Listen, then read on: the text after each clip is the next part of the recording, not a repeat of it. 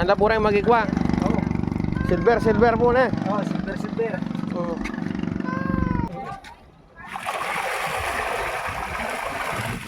Ang daming Gloria. Yan, oh.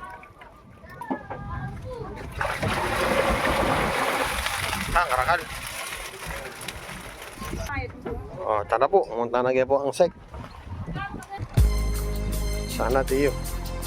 Yun nga be, Piolo. So guys, ayan, nagbabalik na po tayo ulit sa backyard ni Sek Lars. Magandang hapon po sa lahat. Ngayon hapon po, nandito po tayo ngayon sa San Isidro, Masanto.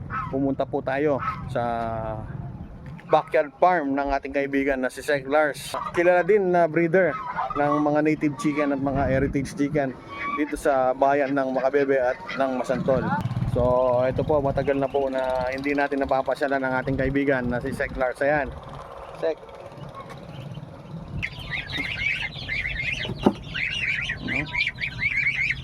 Alda.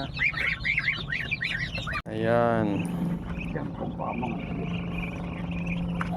So yung gustong paramihan po ni Sek Lars ay yung mga bibe na kinocross niya sa Peking duck.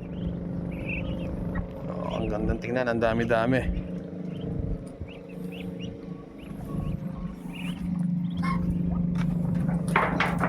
Oh, ang dami, oh.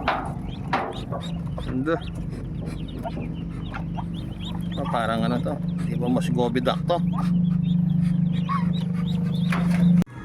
Ayan po guys, ang ating nabili kay Sek Lars.